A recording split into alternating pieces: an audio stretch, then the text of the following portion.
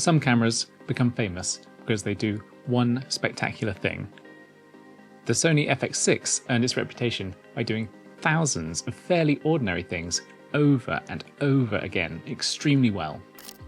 It has spent almost 6 years filming documentaries, commercials, interviews, weddings, factual TV, live productions, corporate films, expeditions, boats, cars, music videos, YouTube channels, and an incalculable number of people sitting slightly off-centre in attractively lit chairs.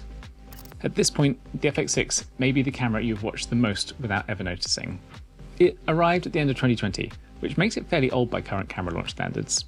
Its 4K sensor no longer sounds particularly ambitious, it has no internal RAW, no open gate recording, and no image stabilization. The little monitor has always felt like the minimum quantity of monitor Sony could ship while remaining legally able to describe it as one. Yet, the FX6 continues to turn up everywhere.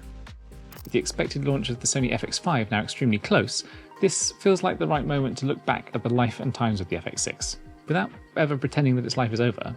Because the interesting question here is how this small kind of greyish box became perhaps the hardest working camera of its generation. The FX6 was announced in November 2020, then started shipping that December.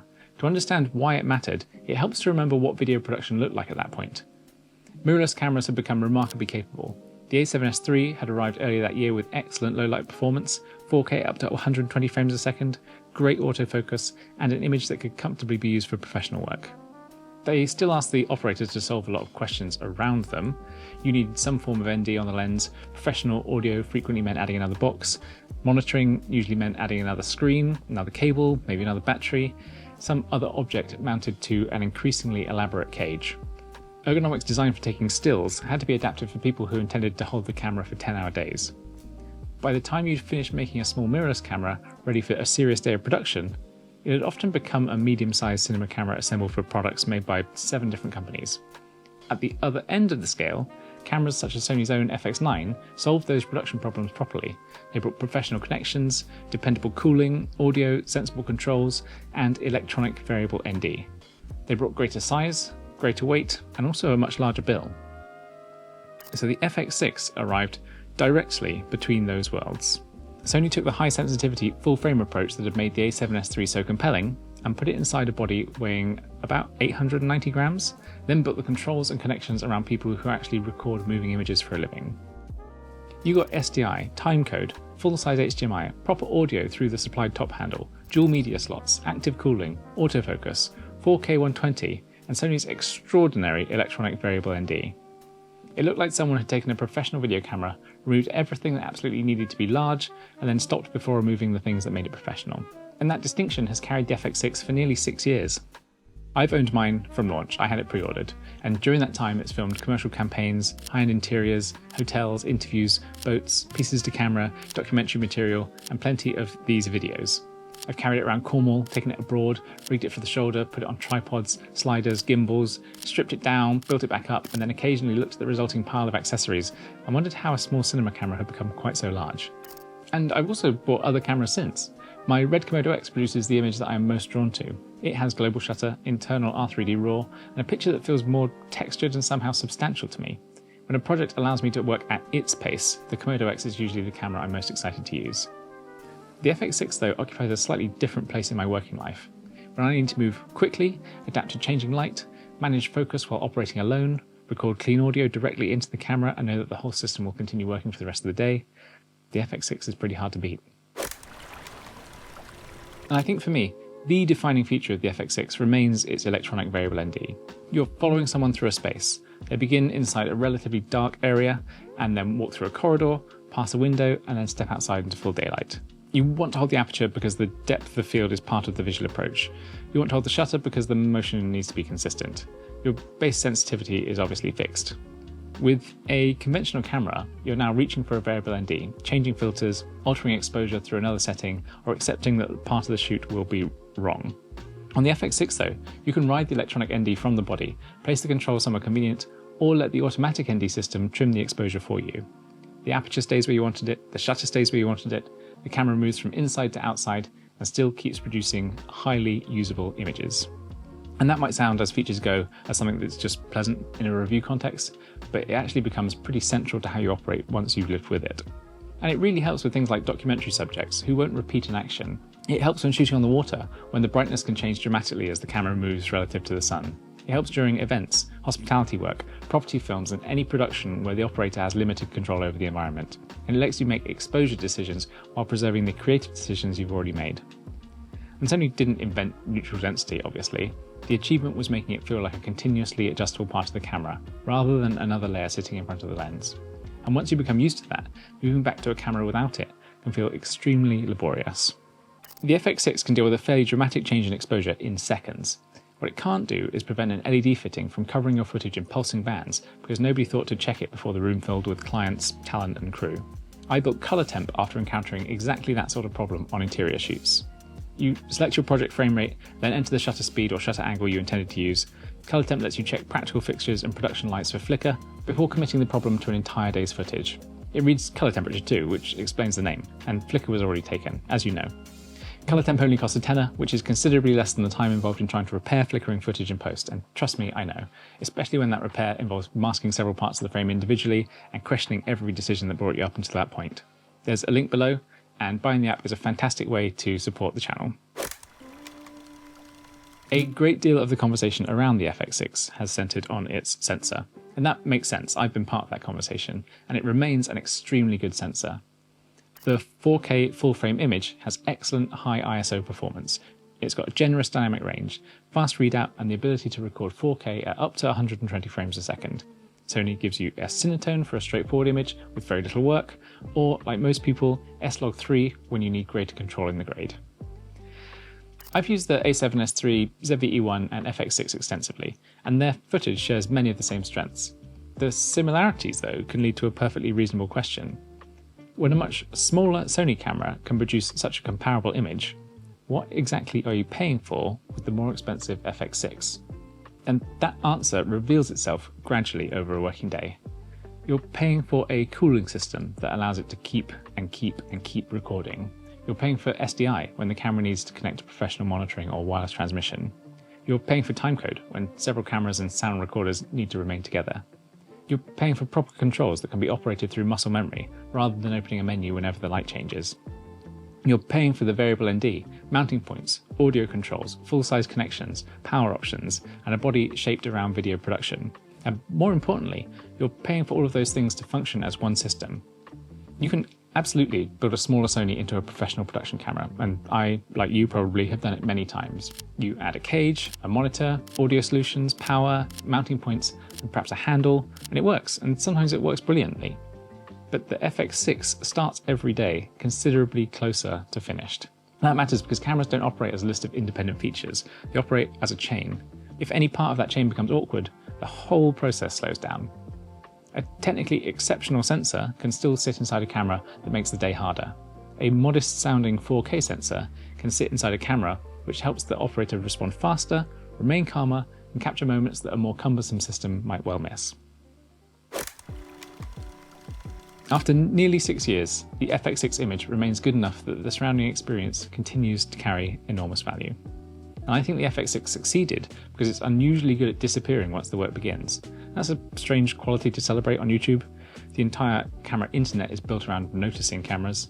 We look at them, compare them, rig them, measure them, argue about them, and spend an alarming amount of money making one small black box look slightly different from another small black box. But during an actual shoot, the ideal relationship changes. My attention needs to be on the subject, the client, the light, the background, the performance, the schedule, and what the finished film is hoping to achieve. Every moment spent dealing with the camera is attention taken from something else, and the FX6 became successful because it gives a lot of that attention back. Autofocus means that I can follow an unpredictable subject while operating alone. The high base sensitivity means I can work with available light in situations that would once have required a much larger lighting package. The ND means I can respond immediately when the exposure changes, and the internal codecs are easy to record, manage and edit. The battery life or power consumption is very low and means batteries last forever, and the camera can run from external power. The files fit into a conventional post-production workflow without turning every job into a massive data management headache. Nikon ZR, I'm looking at you. And none of those statements are especially thrilling or exciting on their own, but together they describe a camera that arrives on Monday morning, works until the job is finished, then goes and does it again on Tuesday. And that's really how professional equipment earns a reputation. If you enjoy camera discussions grounded in how the equipment actually behaves on actual work, rather than a desk-based reading off the specification page, please give this video a like. Use the hype button if that's still a thing, and also subscribe to Western Approaches. It genuinely helps the longer, more considered videos reach people beyond the regular audience. And between uploads, you can find me on Instagram where I'm Jack Filmed, and that's where I share commercial behind the scenes material, camera rigs, and setups which never really become full YouTube episodes. Also, a little bit of stuff from my work with the RNLI. One hallmark of a successful professional camera is that people actually gradually stop talking about it. New cameras generate content. There are first impressions, test comparisons, settings guide, complaints, firmware wish lists, cinematic sample footage, low light tests, and thumbnails containing faces arranged into various states of concern. Then the camera enters the workforce. Rental houses buy them, production companies standardize around them, freelancers learn the menus, assistants know which cables to bring, editors understand the files, producers know what to ask for. The camera becomes part of the infrastructure, and the FX6 has long been at that stage. It appears on factual television, commercial sets, documentary shoots, interviews, live productions, weddings, expeditions, and small owner-operated jobs. It can serve as the main camera on one production, a compact second camera beside an FX9 or Venice on another, and then spend the following day stripped down and put on a gimbal. Sony designed its layout partly so crews familiar with the FX9 could move between the two cameras without starting again, and that decision says quite a lot about the FX6's intended role. It was made to enter existing professional workflows. A camera which produces a beautiful image can become desirable. A camera which camera crews, sound recordists, editors, producers, and rental houses can all understand becomes useful at scale. And the FX6 incredibly managed both.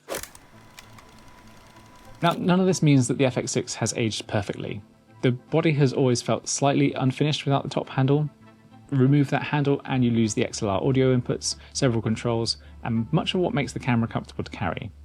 The monitor remains mediocre at best. It's small, its mounting arrangement can become loose, and if you scavenge a loop from an FX9, it still doesn't really transform it into a genuinely good viewfinder. The body is compact, although building it for shoulder operation can become awkward. By the time you've added rods, a base plate, shoulder pad, battery, monitor, viewfinder, and wireless video, the original simplicity has disappeared beneath a substantial amount of parts and accessories. The 10.2 megapixel effective sensor is designed around 4K acquisition.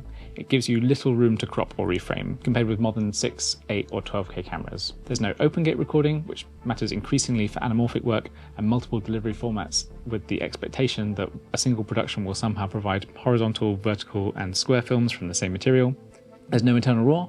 External RAW output exists, although that means another recorder, more power, more media and another cable. There's no IBIS. Although gyro stabilization is incredible, it does require a crop and catalyst browse, which is a bit of a pain in the butt. The autofocus remains pretty good, but newer Sony cameras have moved on with dedicated AI processing and broader subject recognition. Parts of the operating experience were beginning to feel a bit creaky around the edges, especially compared to updates that had appeared elsewhere on the cinema line. However, recently Sony's addressed some of that, because in March this year the FX6 received firmware version 6.0, and that update added the Big 6 home screen, revised status displays, Blackmagic RAW output over HDMI, 1.5 anamorphic D-squeeze, and expanded monitor and control support, including waveform, histogram, false color, and focus map.